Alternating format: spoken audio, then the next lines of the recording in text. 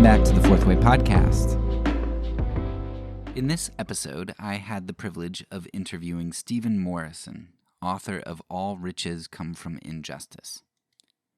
I thought talking with Stephen would be really helpful for us at this part of our season because we've been talking about simplicity, and one of the aspects of simplicity we've dug into is the idea of financial simplicity.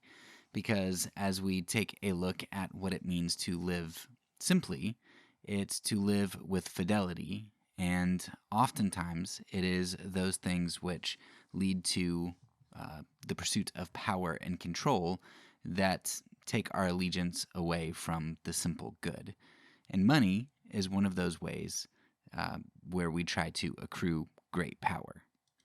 What I liked about this book in particular was that Stephen used a whole lot of early church quotes. And I think that's helpful because it's an easy thing to do to kind of critique different moral systems or different moral ideas from our place in history and from our current perspective without really having the self-reflection to understand where our biases and things are. And so by taking a look at our cloud of witnesses that we talk about, I think that gives Stephen a very strong footing to be able to make his case. And what you find when you look at the early church is that they see things very differently than our modern capitalist system tends to. If you were raised in the West, and especially in the United States, then you have heard the boogeyman of communism and socialism kind of put forward as the epitome of evil and the thing that we're fighting against in the world. All the way from back in the 50s and the McCarthy Red Scare, the interview I did with Robert Meeropol in our season on propaganda, and his parents were executed by the state for espionage for a communist state. And then, of course, the 60s, 70s, 80s, all the way up to Reagan, when we had lots of assassinations of people in South America, Central America. You have Oscar Romero. We talked about Haiti and Jean-Bertrand Aristide. All kinds of great evils that the United States and the West did against communist and socialist countries, all under the guise of self-preservation and benevolence.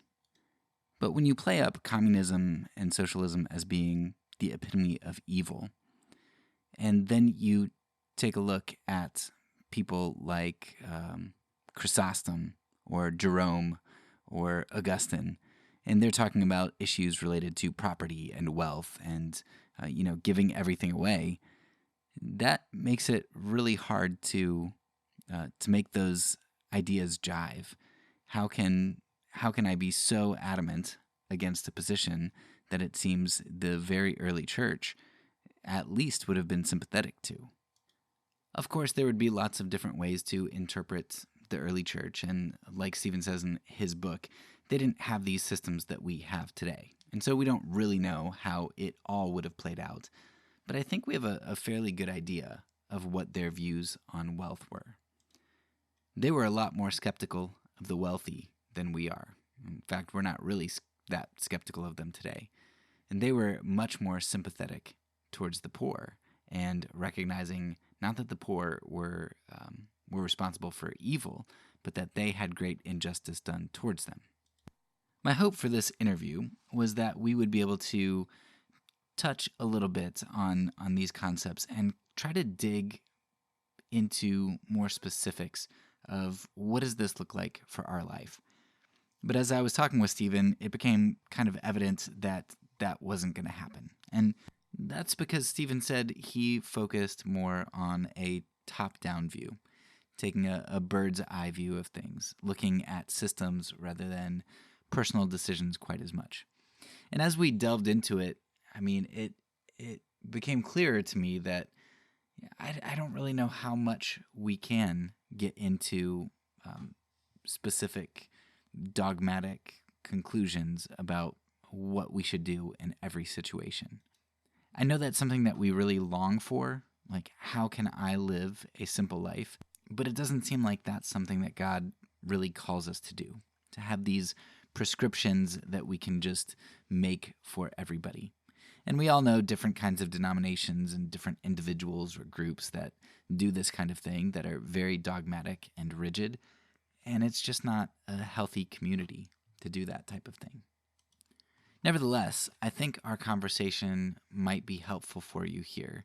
And Stephen's book definitely is helpful as he goes through the early church, because what it's going to do is it's going to give you a palette for what the world should look like, for what followers of Christ should think about, for where our priorities lie, how we view the poor, how we view wealth as a danger.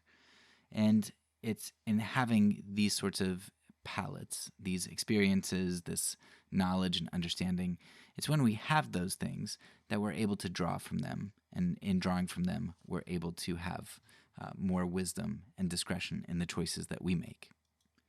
Because really, it is community that influences us. And that was a huge thing that Stephen talked about, the importance of organizing and the importance of community. Community has a significant impact on our lives. When we think about why we are so adamant against communism, why we've fomented coups and assassinations around the world as a country, it's because we have been raised with a certain viewpoint. We've been inundated with certain views by our community, by schools, by churches, by the government, by the media, the movies that we watch. And so what Stephen's book is going to help you to do is he is going to organize the early church there to give them a voice into our lives and to help us to have the palette to make wise choices from. As G.K. Chesterton said, tradition is the democracy of the dead. It's giving the dead a voice into our lives, and that's what we need to do.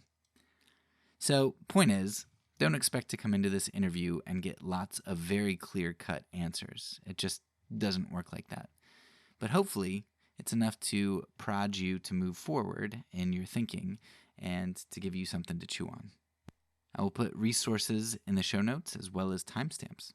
So, without further ado, here is the interview with Stephen Morrison. All right, so just to kind of catch you up on where we are and why I asked you to come on to the podcast. I'm doing a season on simplicity, and it's something that I've thought through quite a lot, and I'm trying to really grasp. But I'm finding that a lot of it's nebulous, and a lot of it's nebulous to me, especially in regard to economics, because of the way that our culture kind of trains us and the proclivities that we had. And you've written a fantastic work. I was just telling you that, I don't read most books more than once, but yours I've read 2 or 3 times because it's very compelling to read. And a lot of it, your thoughts, but also you draw from a whole lot of church history. And so I feel like I'm being surrounded by a cloud of witnesses as I try to sift through this. So before I get into the questions and have you help me unpack financial simplicity, I'd love for you to just do a introduction of yourself and your most recent work. Sure. Yeah, no, thanks for that. And like I said, I consider it quite an honor and appreciate that. And that was definitely my hope with this book. Cloud of Witnesses is a great term for it. I really did hope to kind of give voice to stuff that was, for me, I was researching another larger project, and I started to really be compelled by just how much material there was around the church fathers, that I thought was quite radical in terms of critiquing wealth inequality, critiquing injustices in society, economically and politically. Um, and so I think that's kind of where the book started off on. I think I even write in the book that it did originally as a chapter in a larger project. I've been working on this larger book on socialism for a number of years now, and this was originally going to be just a chapter, but I found myself having way too much material, and it's like this would do quite well to stand up on its own. And so that's kind of how the book came into being. As far as myself, my background, I've been a writer for about 10 years. I've kind of worked my way backwards into theology. I really didn't have any education before I started writing theology. So I did this series of books called the Plain English series, where I looked at some of theologians that had impacted me and tried to understand them kind of as an amateur theologian for other amateurs. And I'm now doing a doctoral program. So I've kind of worked now 10 years later, worked myself backwards into actually doing more academic research, which has been really fruitful. Doing the doctorate's what's kind of kept me from being as quick as I would want to completing the bigger socialism book. And so yeah, but that's kind of where I'm at now. And I think it was probably through the work of liberation theologians that I became interested in the socio-political aspects of Christian faith and was really impacted personally by it, not just as a research interest, but truly was my own thinking and stuff changed. I grew up fairly conservative, and so I now would consider myself um, quite on the left. And so undergoing that transition was just from reading good books. And so it felt quite natural to write something that was explicitly arguing for an anti-capitalist position. And so yeah, that's kind of where the book came from and a bit of my background. And yeah, so Awesome. yeah, thanks for having me. Yeah. Can I ask what your doctorate is on specifically? Yeah, so I'm focusing on Karl Barth's theology of resistance. Its correlation, the correlation of politics and theology in his work and its Reformation background. So the material context is, yeah, the how Barth formulates a theology of resistance, the right to resistance, to what extent resistance is even an obligation in situations of injustice and all of that. And so yeah, quite a political thesis in itself, but I have the opportunity to work with a really great Barth scholar named Bruce McCormick, who's my advisor at University of Aberdeen. And so it's been a great opportunity. But yeah, it's a fun subject and definitely fits with kind of the theme of politics and liberation theology and all of that. Yeah, well, I can already tell that I'm gonna have to do another interview with you later because we've done a lot on nonviolence and nonviolent action and Hmm. politics. So I could probably talk to you all night, Yeah. but I won't. Um, okay, so I think maybe one of the best places to start for this discussion would be to kind of understand our position because anybody out of self-interest or whatnot can just kind of declare what their job, what their role, what their responsibilities, their obligations are. But as Christians, we have somebody else, from the outside, the biblical text, God, our cloud of witnesses who speak into us and to our position. And so one of the things that is very pronounced with Jesus is that he calls us to service. Hmm. And I mean, you even highlight that and you use that a lot of people would balk at, which is the idea of slavery. I mean, you two quick quotes. You say, the service of God is total and excludes the service of all others. And you say, the rich must be liberated from their slavery to mammon and given over to the slavery of Christ. Hmm. That's really challenging for us to think about. So I would love for you to lay the groundwork for us by talking about how a Christian should understand submission. Yeah, absolutely. So the way I think about submission and obedience and all of these questions is really around the fact that when Christ calls us to obedience, it's at once this moment of slavery, but it's also it's the true life of freedom as well. And so it's both things at once for me, where actually walking in true obedience is the only real way to be a truly free human. And I think kind of in the Western world we define freedom poorly when we define it excuse me, when we define it as just the ability to do anything at any time, um, just total unhinged freedom. Um, I think freedom for a Christian is a very particular sort of freedom. It's the freedom to be who we are in Christ. It's the freedom to walk the way of Christ. Um, I'm always compelled by like somebody like Jürgen Moltmann who talks about we don't necessarily need to have just a Christology, basically a doctrine of Christ, but we need to have a more of a focus on the way of Jesus Christ, that we're called to follow a particular way, not just get in a camp and we're saved and all of that, but we actually are invited to a pathway, and we're on this journey, and which is the way of Christ.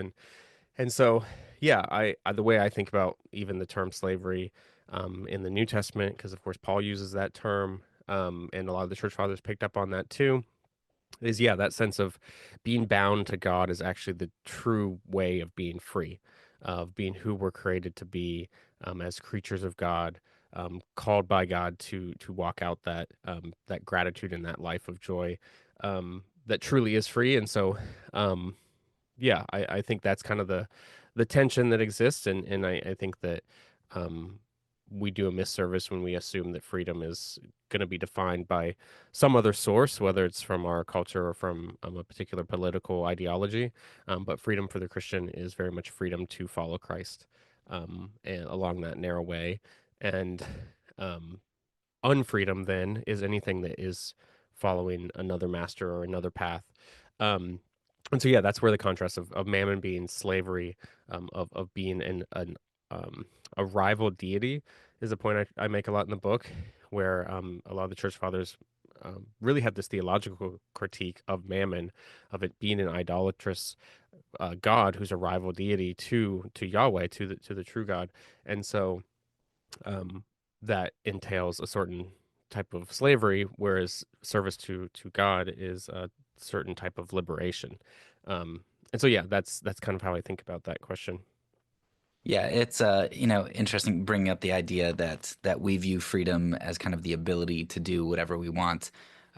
During our propaganda season, I spent some time talking about economic propaganda, and I don't know if you've read this. If you haven't, you 100% should. But have you read Corey Wimberly at all? How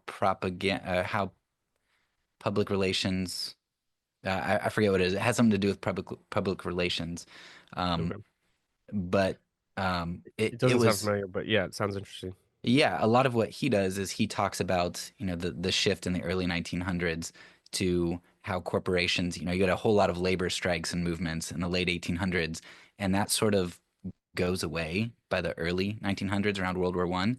And he argues that a lot of that is because corporations recognized that there was a whole lot of cost to try to suppress people physically, and so they started public relations, which Mm, suppressed. And what public relations did, what advertising did, was it created desires within people.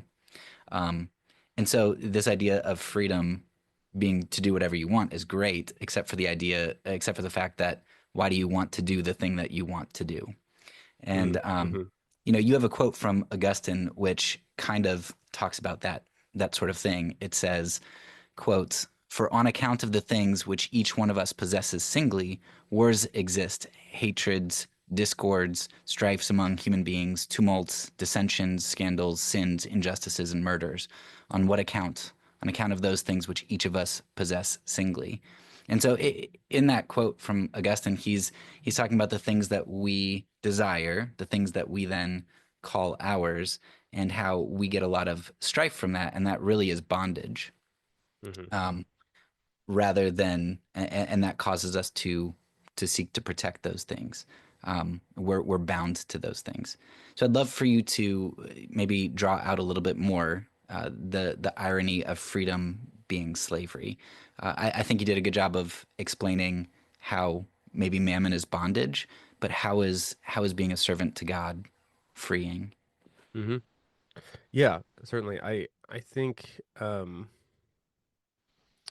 it- definitely in the sense of it is a liberative experience of not being bound um to kind of the restrictions of material demands, or the restrictions of mammon, and yeah, it is this liberation towards the true life that's a flourishing life, and I think that entails community and um play and joy and all of the very kind of things that are not impossible to commodify, but harder to commodify. And so even in just the strict sense of how like human connection and relationships is often instrumentalized because of mammon, where people are stepping ladders, to your next success. Um, those are sicknesses in a mammon system that I think life in Christ should be the alternative to and should be liberating from or liberated from, um, because that's the true entrance into slower life or life outside of. I'm reading the Burnout Society, which is a really good short philosophical book, and the author talks about how we live in this burnout society because we've all become these achievement centric people. We're no longer kind of like Foucault talked about prison systems being kind of the model for how modern life is. This author's arguing that we're no longer in that situation, but we're in the kind of internalized um, struggle where we exploit ourselves because we have to achieve and we have to do this and that and we have to keep achieving more and more. And so we become our own kind of um, um, slave drivers and servants.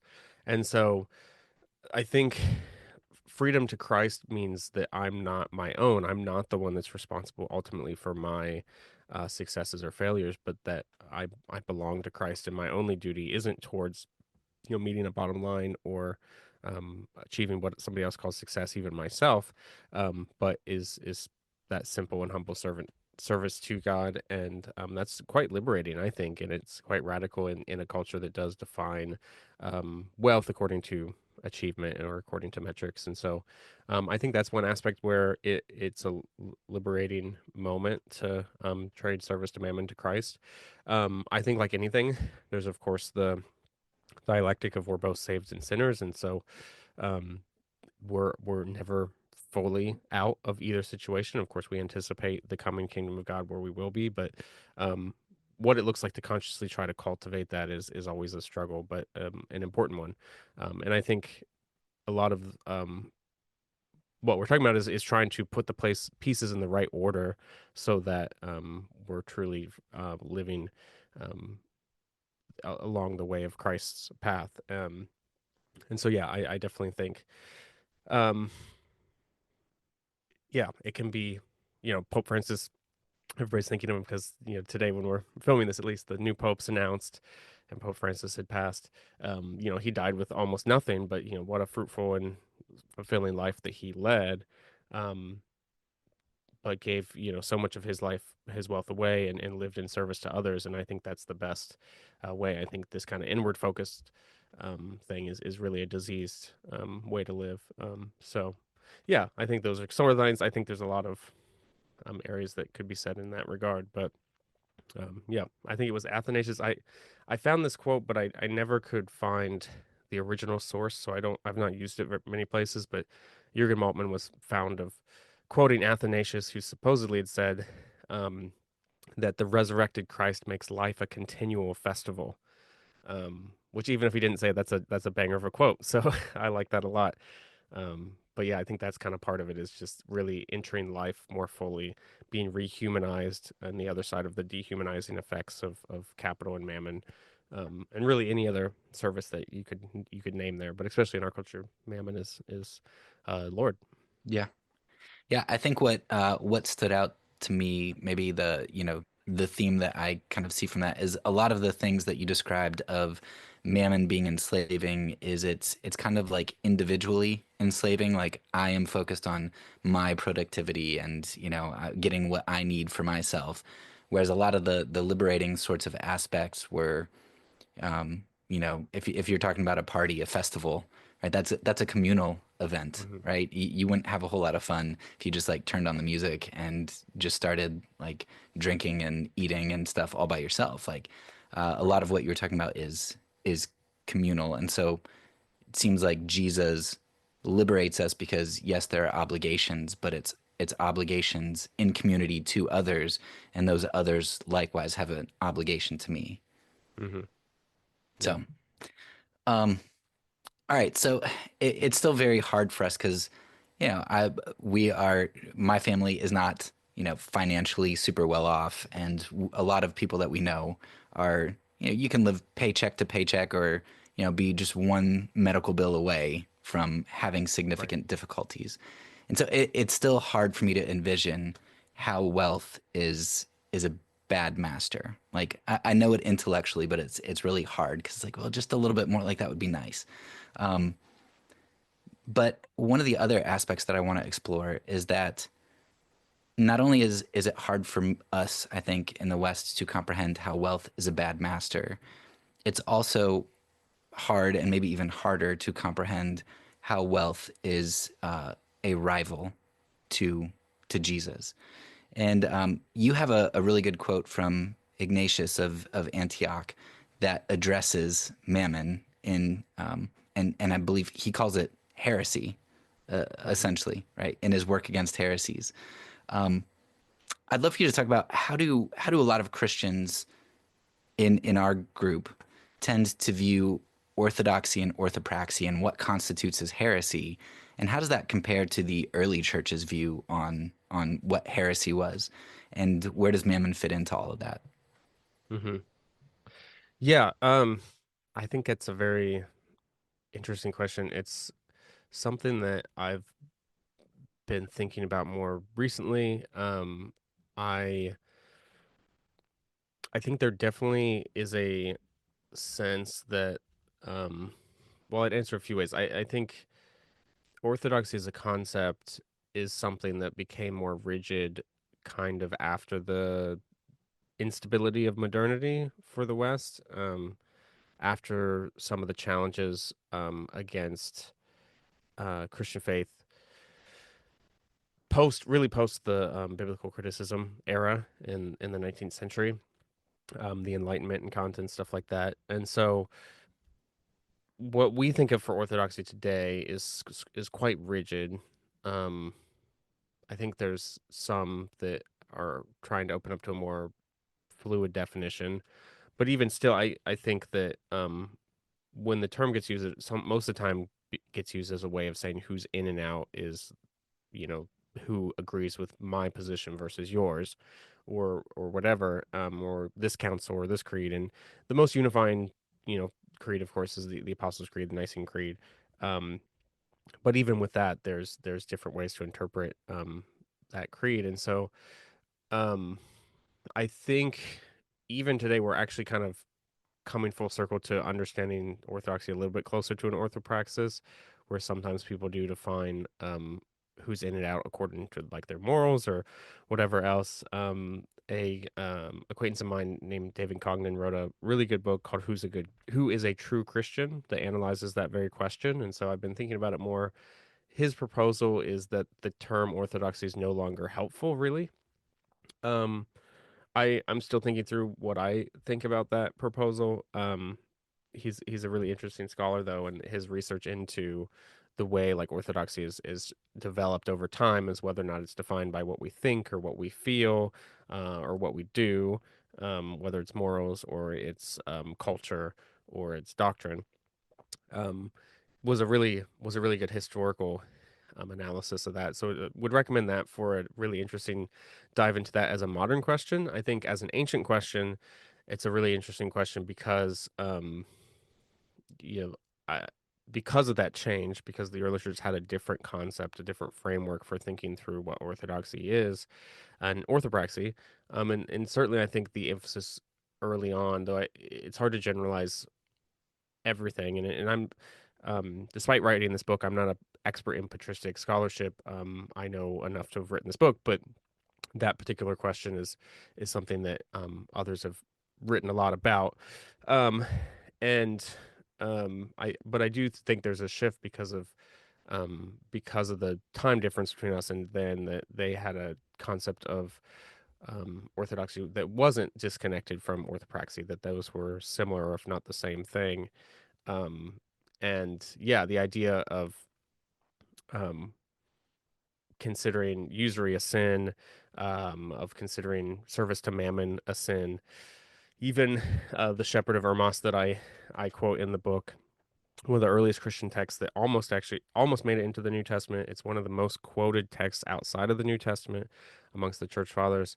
And a really interesting text. And in it describes the story of, the shepherd has a dream about a tower that's being built, and there's this piece that's a circle that's not able to fit into the square blocks, and the angel interprets it for the shepherd and says, this is a rich person who's trying to get into the church. They have these edges they can't fit, and the answer is, in order to join the church they would have to give away their wealth. And so there was this precedent set for, this is what it means to be a part of this community of faith, this Christian um, thing. And so there was a closer connection for sure between it. And yeah, and that quote you cited um, from that text is yeah, definitely relevant. And so yeah, it's something where today we don't think about as much, the ways that orthopraxy are related. But yeah, it's definitely a fruitful thing to think through, and hopefully part of I hope one of the things I show in the book is that we've fallen quite a distance from that period of time where it was considered to be, um, you know, um, something that was excommunicable, that you could get kicked out of the church for it.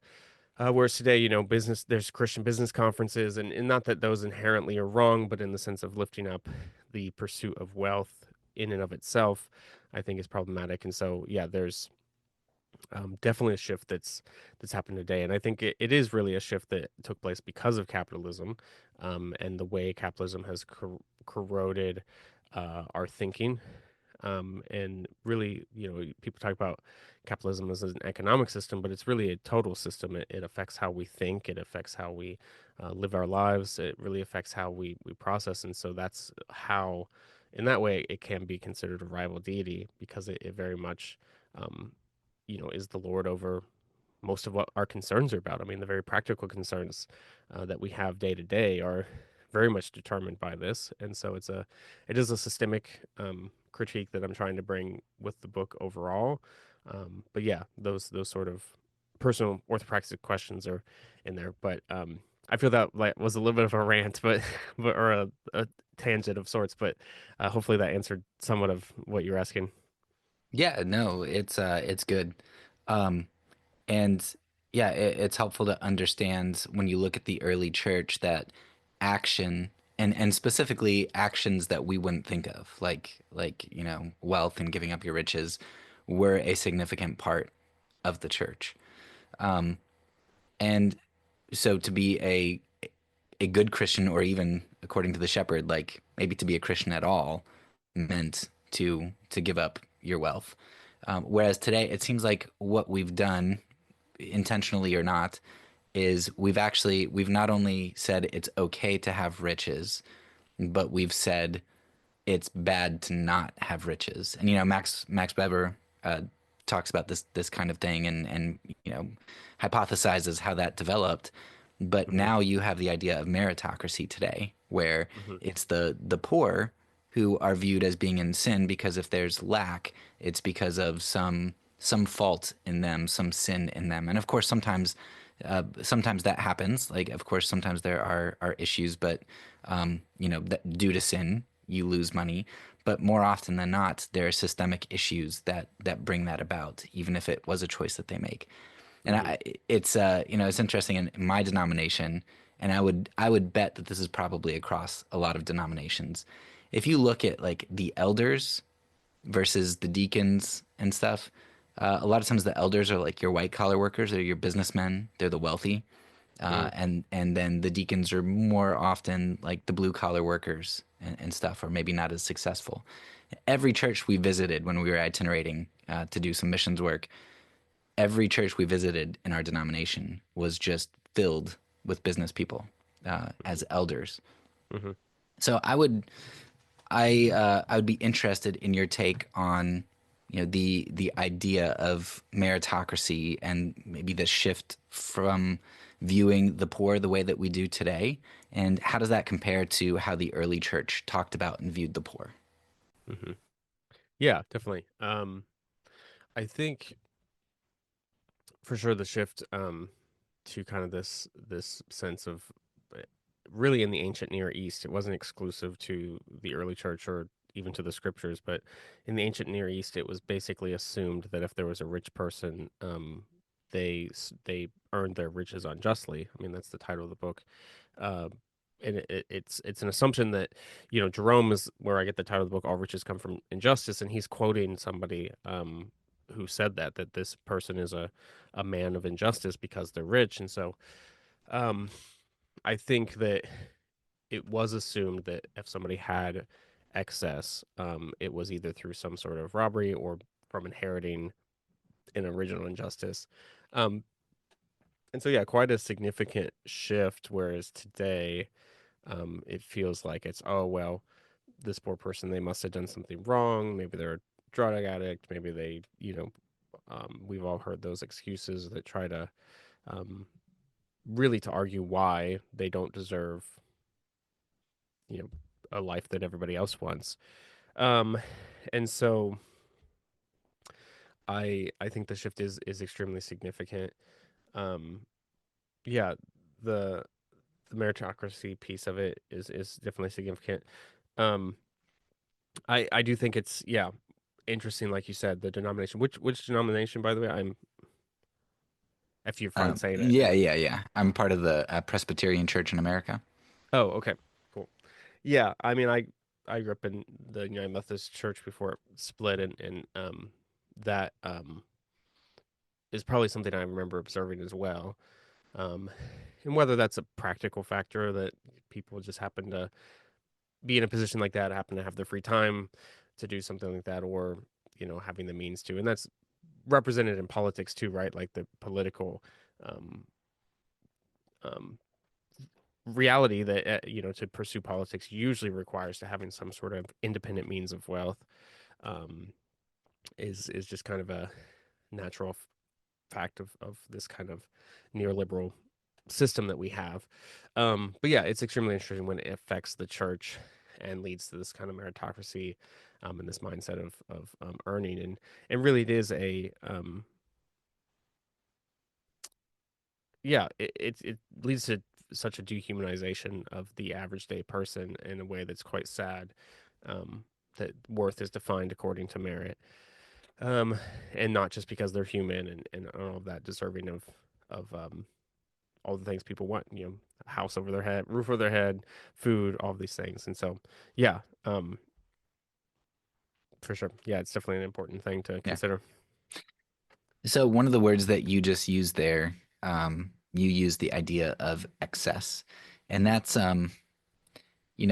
something that I have long struggled with. I mean, since I first became a deacon and started working with the poor, and in my church, like my wife and I were both school teachers, so we were not wealthy in our church. We had a lot of college debt and stuff, and we thought like we were really low on the totem pole, and then we start working with the poor, Yeah. and that gives you new eyes to recognize, wow, I have a lot of excess. Like this one lady that we helped, we had enough pots and pans that when we helped her to get started in our home, we're like, hey, we can just give her all these extra pots and pans that we have.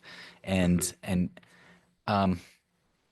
so it seems like, but she probably could go to I don't know, to some parts of the world, and this lady that we helped would have excess. I think my big struggle this season, but also just in life in general, is figuring out what does it even mean to have excess? Because I know I have excess, but like at what point, should you never enjoy gourmet coffee? Like somebody in the gifting of God has figured out how to cultivate coffee beans and do fair trade and all kinds of stuff, and they have this fantastic business. And the taste of God's creation is so good, and the artistic talent that goes into creating these products is wonderful. Like it seems like we should enjoy God's good world too. So Hmm. how do you think through excess, and how do you think through what's appropriate and Hmm. whatnot? Yeah, for sure. I think, well, there's two answers. I think you're definitely right. I wouldn't say there's anything inherently wrong in a good cup of coffee. I'm partial to that myself. Um, but I think that the broader concern of the book was a little bit more focused on the systemic critique, because we are all living in a system called capitalism, and we didn't necessarily, we didn't choose the system. Don't even have to add as necessary. We didn't choose the system. This is something we've inherited, and we are all trying to survive and to get by in this system. And so, towards the end of the book, I talk about even how some of the ways to apply um, the teachings of the early church, especially the really extreme teachings, right? Like give away everything you own, go to the desert, um, do all of this stuff that a lot of people even did in the early church, and was a really powerful witness to the gospel. Um, some of that, if we're trying to transfer that or to translate that to our situation today, it's not so easily a um, one for one equivalence, because we do live in a different situation. And so, you know, having a 401k is just a necessity of like modern life, uh, or having some sort of like uh, excess in the strict sense of excess. But it is very much that at the end of the day, I think this is one of the tricks that capitalism pulls on us, is that we are, because we have the ability to buy a few luxuries here and there, um because they've been made cheaper for us, and all of these things, whereas several hundred years ago, it would have been impossible to imagine having an iPhone, or something like that, um or a doctor, or like having medicine, um and so because we kind of have this illusion that because of that we now feel a little bit more affinity for upward focus, whereas it would have never been a temptation necessarily for somebody in the early church, or in the ancient Near East, because they knew from the day they were born they were going to be poor their whole life, um, and there wasn't really a mobility, um, and so I guess my point with that is just to say that I think the system critique's a little bit more where I'm interested in with the book, of saying I as an individual can only do so much, um, but really it comes from solidarity, it comes from collective power. That's how we're going to win, and recognizing that I have more in common with the man on the street than I do with the man in the penthouse is an essential part of that solidarity building, and what a leftist might call class consciousness. That's super necessary, in order to really imagine what it would look like to resolve some of these problems and to overcome um, the tyranny of mammon. And so, um, yeah, I think on a personal level, of course, the excessness of this is it's easy to um, of course, on one hand, yes, give as much as you can, do what you can. I think that's, of course, important. But I think because that messaging is the only real messaging in the church at the moment, for large part, the broader Western church, where it's mostly become individualized. You need to give your piece, all of that. I think that messaging is good, but I think to counterbalance that, I'm very much interested in this book in emphasizing that we also need to be able to recognize that solidarity and this recognition that um in strict terms of who has power in society, the majority of us sitting here don't, um, but together we can, and we do, and we can struggle together. And that's why I think I think if I were to do the book again differently, I would have maybe emphasized the need for like organization stuff better, because I think, um, organizing a workplace, or like working towards some sort of community efforts or mutual aid efforts, or any of those things, are really vital things that I hope that people make a practice of. Um, and we've kind of lost that as a society for sure, because we have individualized everything, and we've lost that sense of community connection to our neighbors and to our local community. um and so, yeah, I think it's a lot of those things altogether. I don't think there's one simple answer to that question.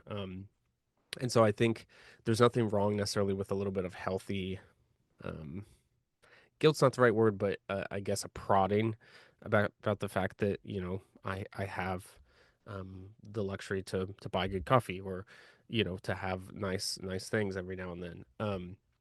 But not letting that trick me into thinking that I'm not in the same situation, truly in the same situation as the person on the street, because I am. I'm very much closer to that than any way that I'd be closer to a Bezos or whoever else. And so, um, yeah, that solidarity building I think is what's helpful. And so that's some of the kind of struggle that comes into trying to translate some of the critiques of the early church to our situation today, at least the ones that I've wrestled through and thought through. Um, because I think sometimes one of the, at least in my experience, and maybe this is a miscalculated claim, but my experience has been that when somebody feels that they are, middle class, or when they feel that they are on that upward mobility track, they're less they and then they're told the messaging of guilt of, well, that's a problem, this is this, they're less likely to actually be enthusiastic about organize, or enthusiastic about joining together with the poor and the weak, um, than it would be if it's a recognition of, no, actually we're all in this together, and you might not know it yet, but you're one bad week away from being in the exact same situation. And fostering that kind of solidarity um, can also help the sense of giving, and more the tangible in person to person help, but can also help foster the sort of organizing that would be necessary for imagining a different situation and different world. Um, and so yeah, those are a lot of like strands I trying to put together, but I think what the way I would think about access in that sense is definitely involved in that. I'm not as interested in making some sort of moral um shame or critique of any particular individual. I think we all have different situations. I'm interested in the systemic, and even like there's always parallels with the doctrine of sin, where it's not necessarily just to shame people, but to recognize that we all have this common thread, that we're all inheriting sin, but the answer is grace, and that's something that is a gift, and not one person can earn or work towards, and all of that. Um, and so yeah, I don't know if that makes any sense, but that's kind of how some of the Yeah. disconnected thoughts I have for that. I mean, it definitely helps to explain what your goal was, the systemic, and I think you do that extremely well. Um, of course, I'm trying to think, how does that apply to me? Yeah, Mhm. I spent a lot of time reading Kierkegaard for the season, particularly Purity of Heart is the Will One Thing. It's my favorite book ever. It's just so good about, and Kierkegaard focuses on you, the individual, right? What are you gonna do? Because it's easy to critique out there. Well, it isn't easy to critique out there. I'm not gonna say that. Right? It's very hard if you're gonna, identify on the left as socialist, communist in our culture. That is hard, but it's still even harder to then apply those hard truths to your life. And I think the question was kind of a lose-lose Mhm. sort of question, because if you would have answered very dogmatically, you know, that's a problem. Like we all know people who are over dogmatic about things and think that they have all the right answers, and there's no gray. Mhm. But at the same time, when you answer more systemically and aren't able to provide more like tangible individual, that's very hard, because it's like, okay, how do I apply that? Mhm. And I don't know the answer to that. And I think it's great for us to be able to wrestle with that, but it's something that I'm gonna, and maybe that's the goal. Maybe we have to keep wrestling and keep being prodded by the spirits and every Yeah. decision that we make from day to day. Yeah, absolutely. I like that framing of not being dogmatic. There's no blueprint for this, and everybody's life is different, and so generalizations are never terribly helpful when it comes to ethical claims or political claims or whatever. But I do think, yeah, that's a good way of putting it for sure. So I do want to ask one more question, and this isn't one that I had typed out. So hopefully it comes out well, and you get the gist of what I'm trying to say, and it's appropriate. Um, when you were talking about how we have more in common with the person in the street, 100%, like between me and Jeff Bezos, and I mean the the top 10,000 wealthiest people, right? Hmm. I have much more in common with the person on the street. I'm one thing away from Hmm. being on the street myself. So I get that. Um, but then when you think about like, well, because I'm not Jeff Bezos, you know, I'm really going to identify with the people on the street. And I know you weren't saying this, but to feel like I don't have that much of a responsibility because I can't make a dent in things, whereas Jeff Bezos can, Hmm. it made me think of Hannah Arendt and the banality of evil, how like everybody's little evil act created the Hmm. Nazi regime. It wasn't just one sadistic person who goes off and does stuff. It's a lot of people following orders, not saying anything when their neighbors are taken away. And so I guess that's like, what would you say to? I understand that Jeff Bezos has a lot more power, Hmm. but if all of us emphasized our individual accountability and chose to do the small good, that would accumulate significantly. Yeah, 100%. No, and definitely didn't mean to emphasize that, personal responsibility is not a factor. I think it's because that messaging's hit so much in the church that my aims are not necessarily to make that point exactly, but it definitely is part of it. I think absolutely bear that responsibility. Nobody is exempt from giving, from helping your neighbor, all of those things. 100%. I think that the other side of it too is really one way of reading some of the work of like Marx or some of the leftist thinkers is this kind of unveiling of the tricks that capitalism pulls to really show that to the common person, to the worker. I'm a worker. I Anybody that has to work 9 to 5 or get up in the morning and do some sort of labor is part of what would be called the working class. Um, and part of kind of what Marx is doing in some of his critiques very much is this analysis of saying um, the power for a new society is in our hands, in the sense of it would take us working together towards this, that it isn't going to necessarily come from some top down single, lone wolf savior. In the sense of one billionaire giving away all their wealth, a lot of times that's a PR stunt. A lot of the other times they're giving away their wealth to their own charities as a means of funneling, mitigating taxes. So there's a lot of things that are like, problematic about the philanthropy um, term.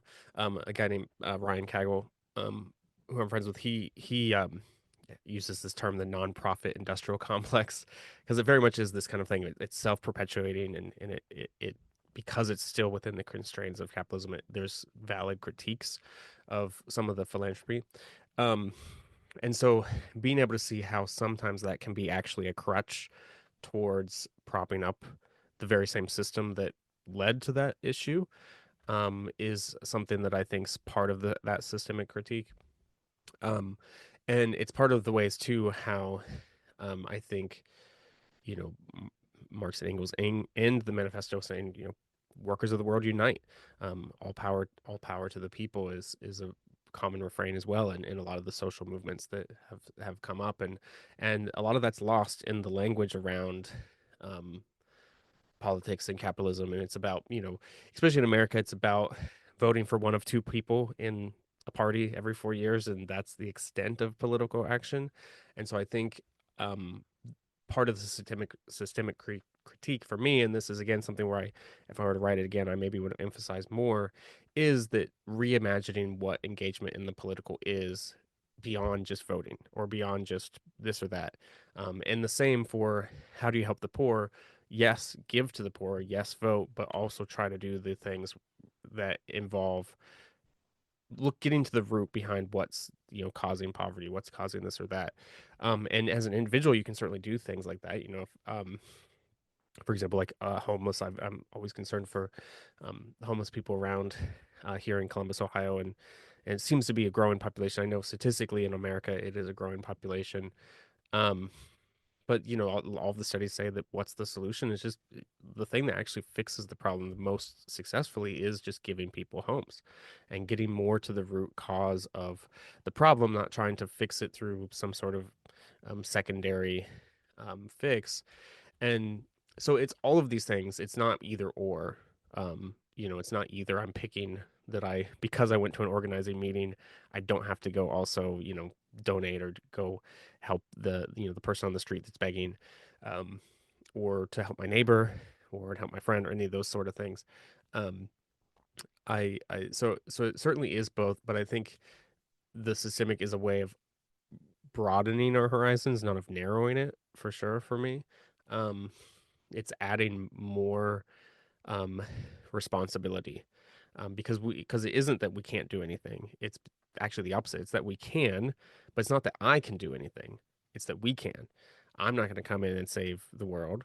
Um, I mean, none of us as humans can, right? In the theological sense, but even in that regard, right? Like the kingdom of God's the ultimate hope that we have. But in the penultimate, in the current, we should be working towards steps towards what it would look like to have kingdom come on earth as it is in heaven. And so um, it's all of those things for sure. And so, yeah, I definitely think that's a great question and a great point. And I think that even like a critique of saying, well, sometimes those in the more progressive spaces are like, well, let's let's tax Bezos.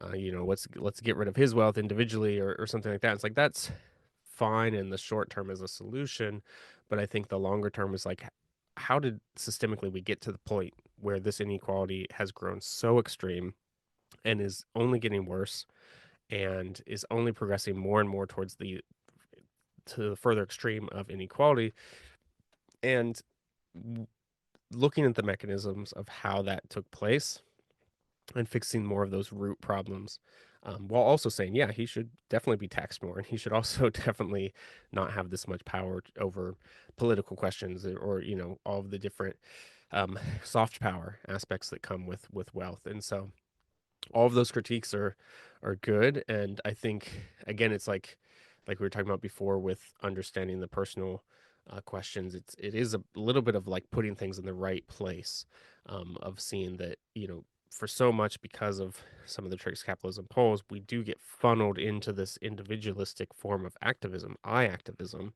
which really can converge a little bit more on the border of like performative activism, where I do the things because I'm almost mitigating my own feeling of guilt, instead of we activism, which is truly rooted in how do I build solidarity? How do I build organization? How do I truly mobilize in a way that we can solve it? It's not going to be my burden, it's going to be ours.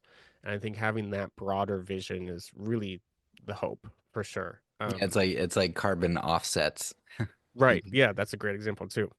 For sure. My carbon footprint was invented, propaganda. I'm sure you know the story, propaganda tool invented by BP, part of their PR stuff. I don't know if that's part of that book. But very much to make this big distinction of, well, it's your carbon footprint, not, like there's this one of my favorite exchanges on Twitter, which I'll only call Twitter, um, for reasons, is where, BP posted this thing on Earth Day about the company BP posted this Earth Day thing. It was like, what's your pledge for climate justice? And all these people retweeted is like, I promise not to spill billions of gallons of oil into the ocean, calling them Yeah. out for what they've done. But yeah, that's a great example for sure of that, the way that capitalism has consciously funneled our activity into individual responsibility, instead of where the left used to be about the collective power of how we can organize together to fight for a better system and a better rights for us. And so much of the tragedy of like American labor has been that those are corrupted and not corrupted, but they've been rolled back. And since Reagan, labor unions are doing so much worse, and Trump again is not a very pro labor president. um and so, yeah, all of those things have been kind of robbed from us as options, and so we don't think they're viable options. um, and it's hard work. I mean, I'm engaged in trying to organize my workplace. I think that's a really difficult process, because it is you're doing person to person work of of educating people. Really, it is a political act to educate people of saying, actually, we have power if we come together and we organize together to make these changes better. Um, and so that's an education in realizing our collective power over just our individual power. And so yeah, Yeah. it's definitely Yeah. an important aspect. Yeah, it's very helpful, to understand that you're coming at it from the systemic point of view. And what you said about Marx, kind of trying to uncover the tricks of capitalism. It reminded me talking about BP and stuff too. I'd read an article a while ago.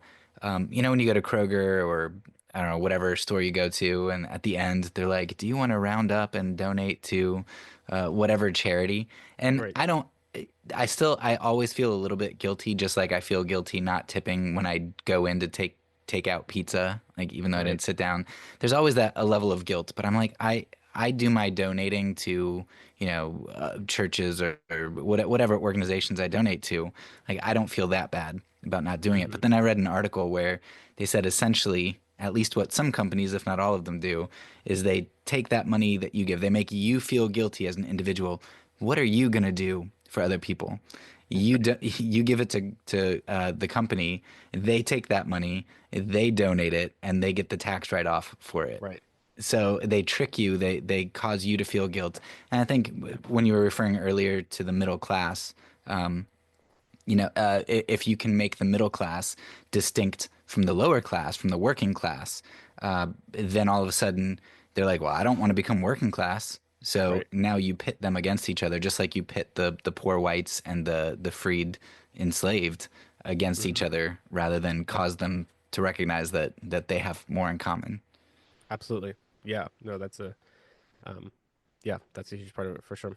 All right, so I've got one more listed question for you, and I think when we talked beforehand, you said that this is the most important one. So I don't know where it'll go, but yeah, reading your book, I wholeheartedly agree with you Hmm. that capitalism and especially a lot of what I've focused on is more imperialism, which today entails capitalism a lot of times. That leads to horrendous inequity and injustice. And my impression from talking with you and from reading your book is that you advocate for socialism or communism. I don't know how you would couch that. And I think that the capitalist attribution of communist horrors, is I think a lot of times they stretch that. I've seen lots of different ways to caveat it. Is it Richard Wolff? Do you know Richard Wolff? Hmm. Yeah. Familiar. Yeah, I've seen some of his stuff, and I like some of the things that he says, and he's helpful in understanding some more of the nuance. So I Hmm. think capitalism oversells, the horrors or how much of those horrors you can attribute specifically to socialism or communism.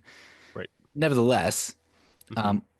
I think that both systems, whether it's capitalism, communism, I think that both of those systems being enforced by a nation state or a government, rather than a free will community, I think that just inevitably is going to lead to horrible atrocities and injustices. I don't think it.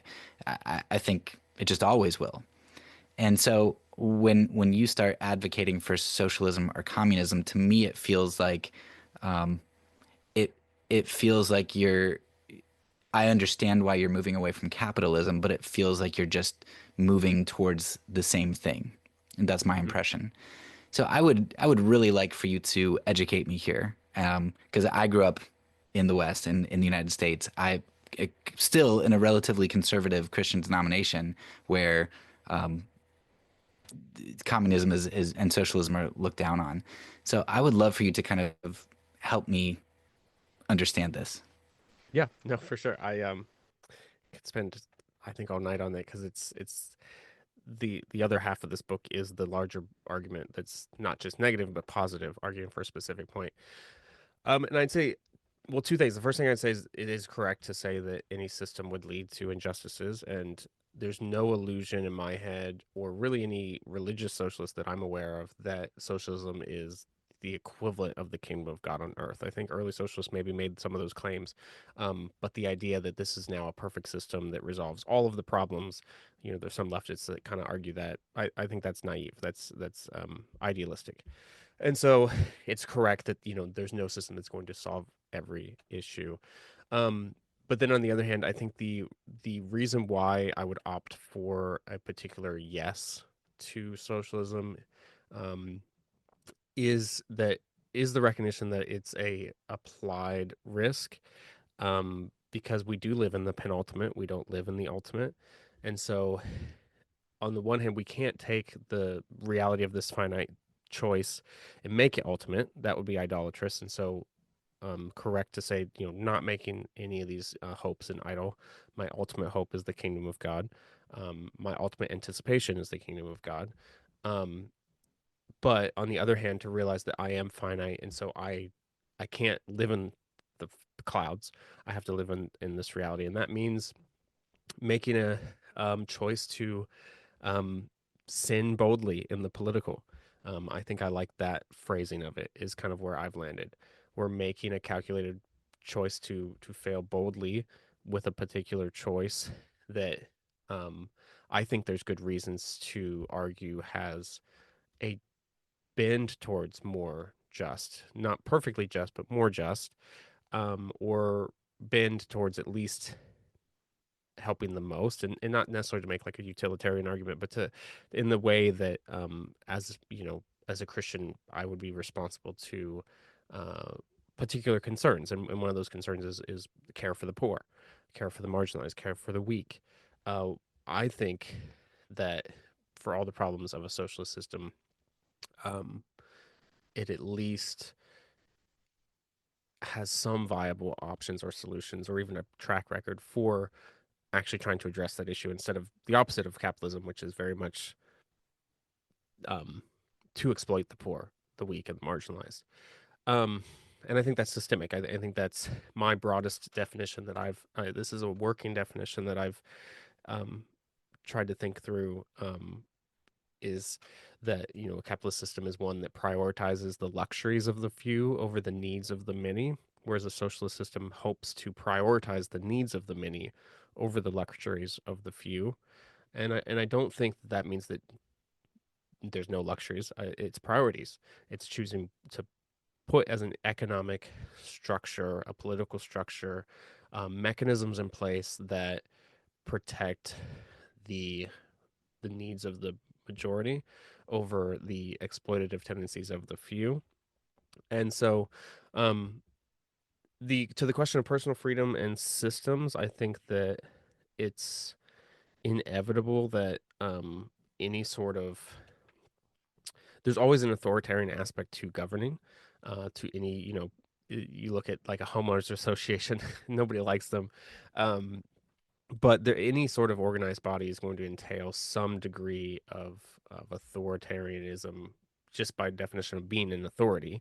That doesn't mean totalitarianism or tyranny, but it just means that there's, an authority in place that, people submit to. And so I think, some of the more anarchistic critiques of socialism are, I would argue, a bit, utopian, because I don't think capitalism's a genie that we can put back in the bottle. I think we don't go backwards. I think we go through it.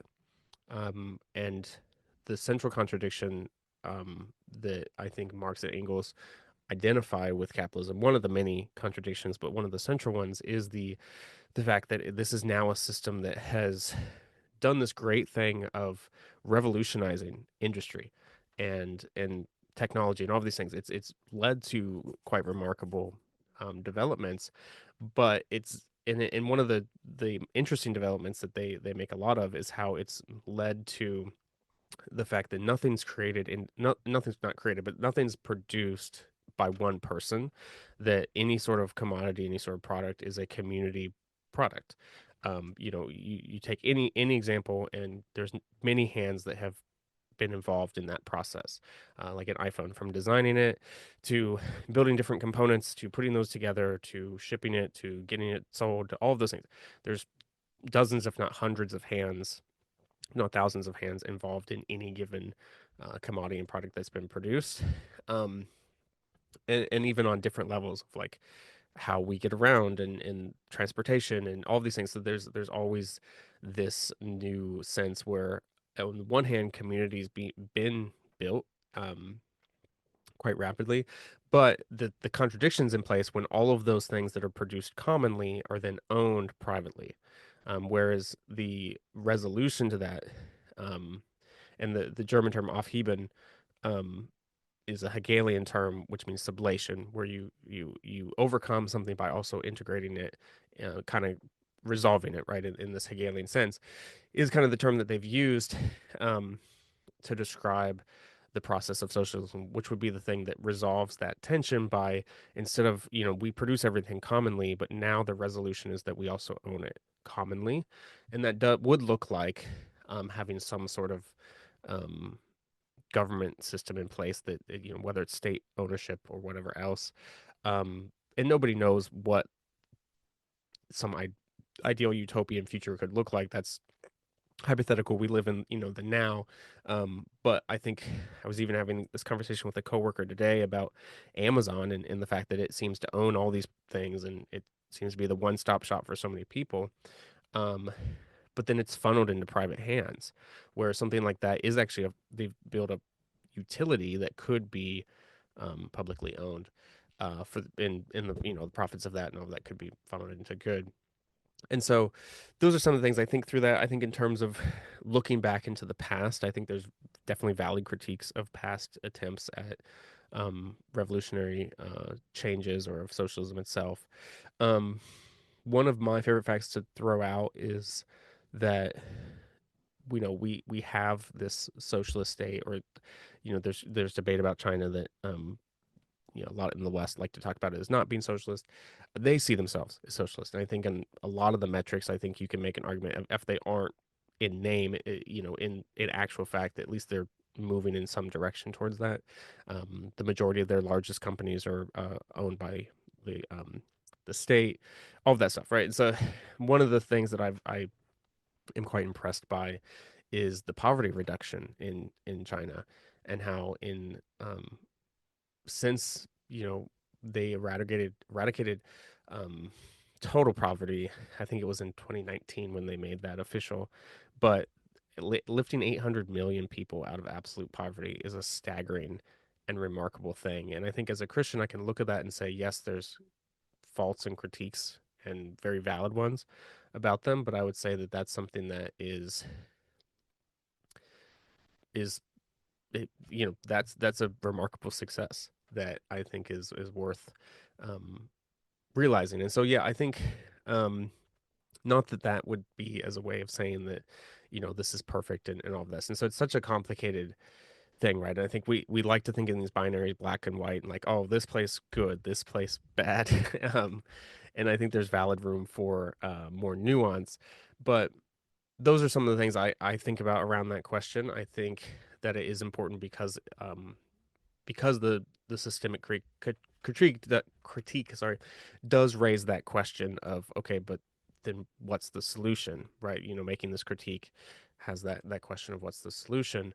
And I think in the simplest term, yeah, that whatever we call it, going through capitalism to its natural conclusion is um or not its natural conclusion, but going through it to our chosen conclusion is necessary, because it has a conclusion. It could be fascism, it could be the complete breakdown of society, or it could be something more hopeful and more for the good of all.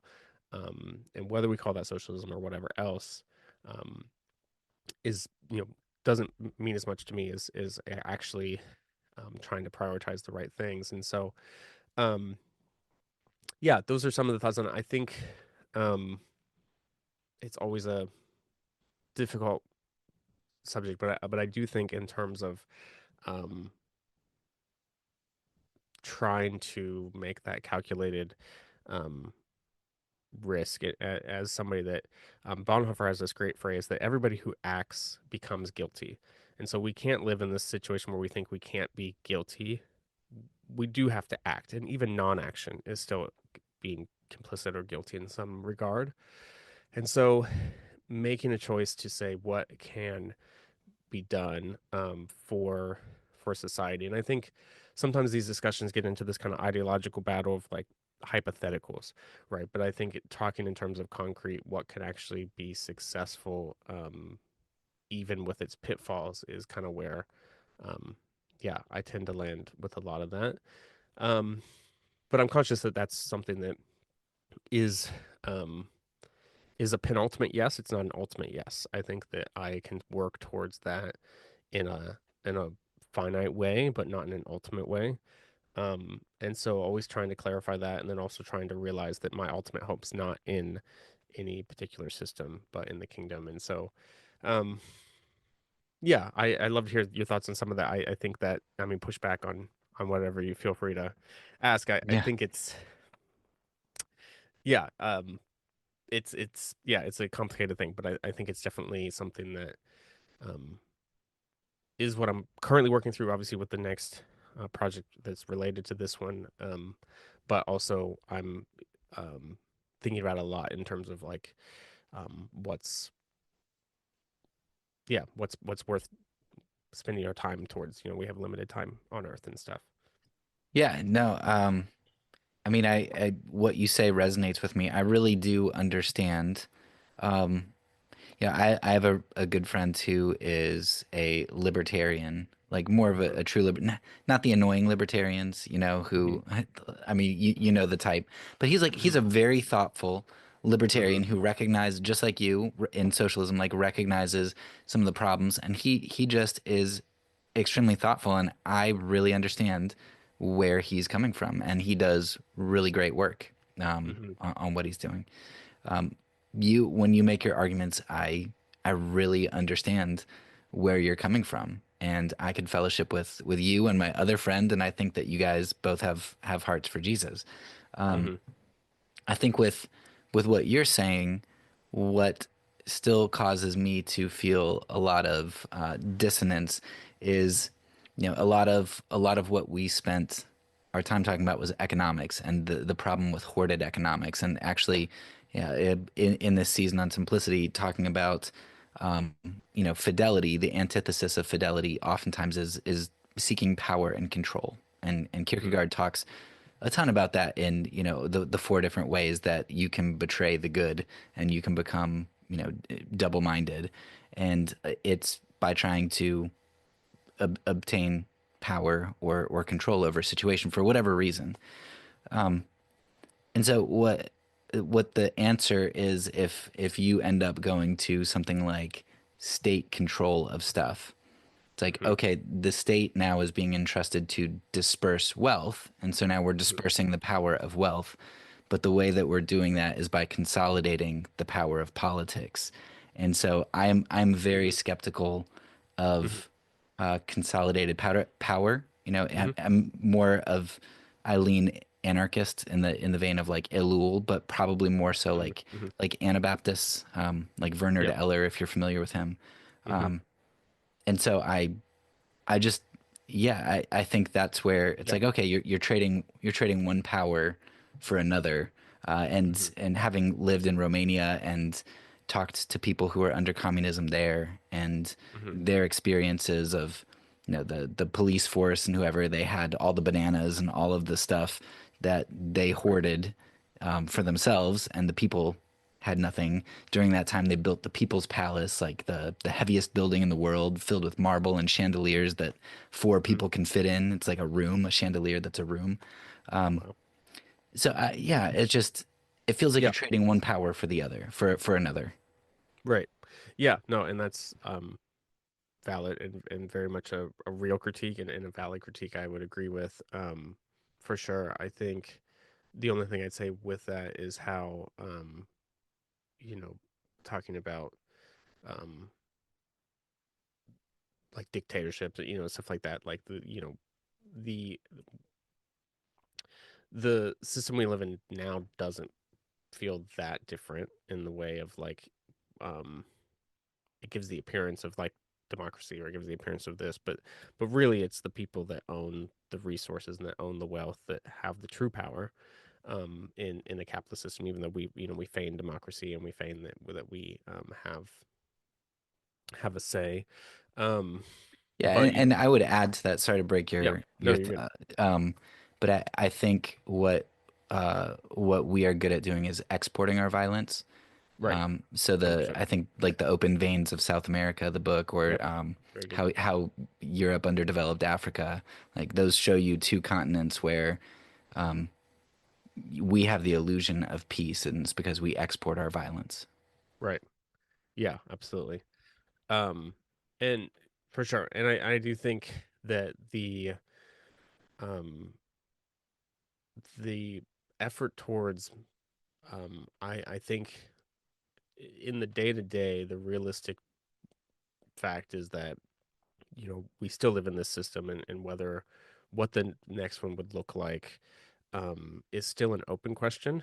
And I think, we're talking about, if we're speaking specifically of the West or the United States, what that might look like is definitely different than any other historical precedent.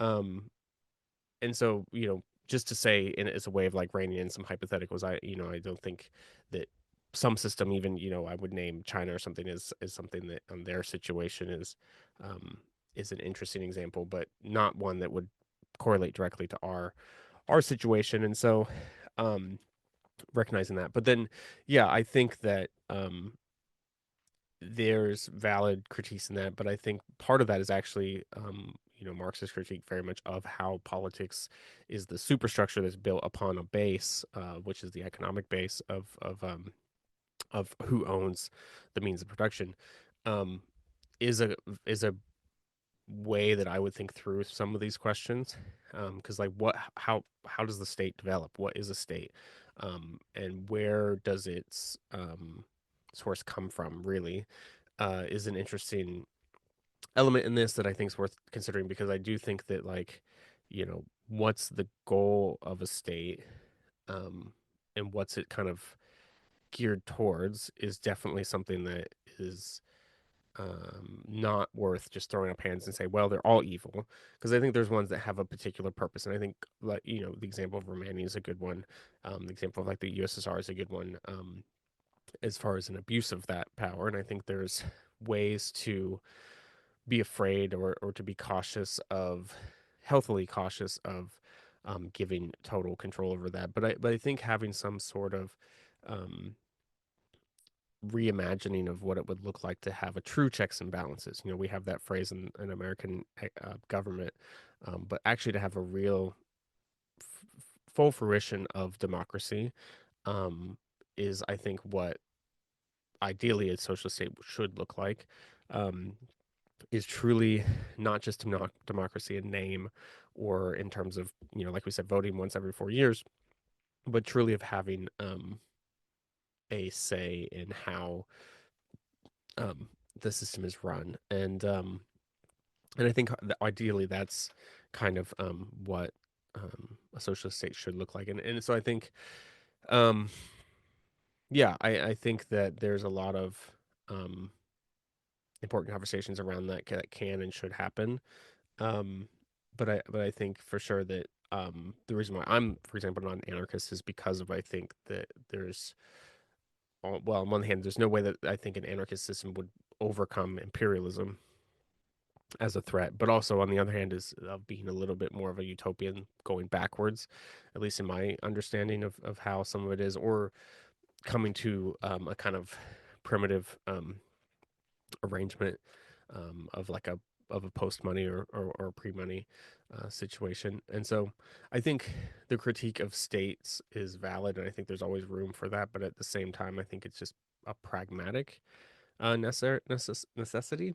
And so, yeah, arriving at this sort of more nuanced, I guess what I'm saying is to arrive at some sort of a nuance where there are different goals for different states, and realizing that another sort of system is possible, and building it on the basis of those very same critiques that you're raising, um, would be a fruitful goal. Um, and so I think when people do hear that term, socialism or whatever, it is a fearful term. Like you were saying, it's very accurate to say that in the West it's become the boogeyman of sorts. But being able to imagine a world where um, the the priorities of human need over greed are actually systematized. Where these mechanisms that Marx analyzes about how capitalism um, leads to inequality and is erosive and all these things of political life and of freedom can be implemented to then construct a system that those mechanisms are then worked against um, the owning class in order to um, have mechanisms in place to protect the good of the people. Um, and so yeah, those are some of the thoughts for it. I guess I don't know if that um, tracks, but it is always a thing. Like I said, that it's very complicated and it's not um, something that I think should live in the realm of just an either or of like a black and white, but definitely in a more conversational realm. And like you said, having community, people that are on the vaguer sense of the left, having that sense of um, in the now, working in the moment. And even if having some vision of the future doesn't line up, I think that's kind of just hypothetical at the moment. Um, but still worth having that conversation for sure. But in terms of like day to day activism and how we work for the good of the poor today, um, yeah. So those are some of the fragmented ramblings, I Yeah. guess, of that. No, it's very helpful, and yeah, I sympathize with all of that for sure.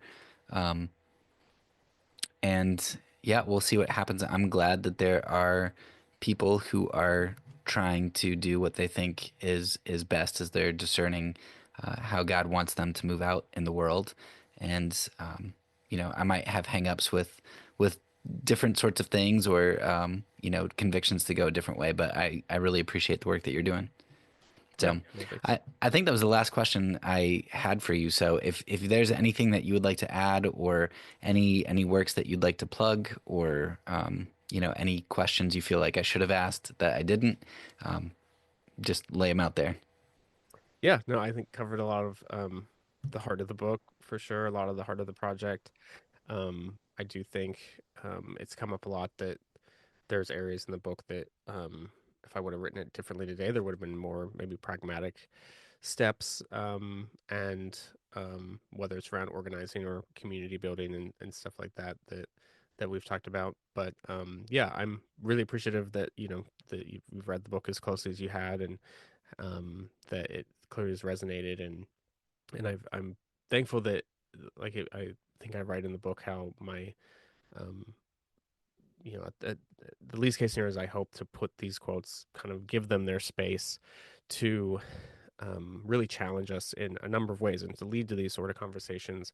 And I certainly don't prop myself up as somebody that has an answer to any of these questions.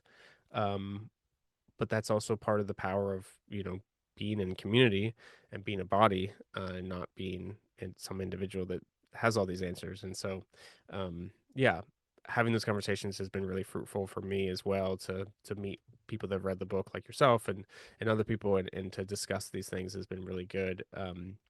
But yeah, definitely having um the freedom to think through these things in a productive way and to really have the conversation is better than not, or to brushing it aside, or to limiting it to a certain set of presupposed answers. And I think that's where it gets messy to try to describe um, what this would look like both in personal life, practical life, political life, imagining a different future, all of these things. It gets really messy and difficult because we're consciously refusing the pre-made answers that have been handed to us and looking back to the church fathers and looking back to scripture and trying to say, I think we've missed something along the way, and to try to um, wrestle with that. I think that's the term you used earlier, and I really think that's the best description of what this means.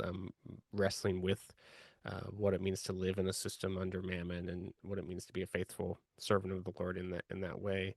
Um, yeah, is difficult work, but necessarily work, and there's grace in all of it. There's grace to fail. There's grace to sin boldly and to make mistakes. But I think that's being on the way is better than thinking that we've arrived already, or we have all the answers and stuff. So I hope it comes across in the book that it's not um like a prescription, but it's very much just a conversation. So, but yeah, so in that regard, I very much appreciate your willingness to have me on here and have a discussion and to talk through some of these things and talk about the book. So I very much appreciate it, and your time and your questions were thoughtful. So thanks.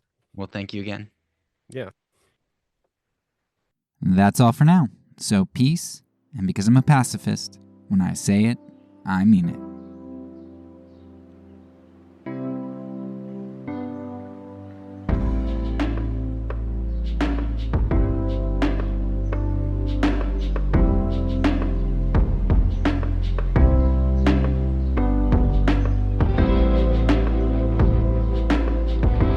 This podcast is a part of the Kingdom Outpost Network. Please check out the links below to find other great podcasts and content related to nonviolence and kingdom living.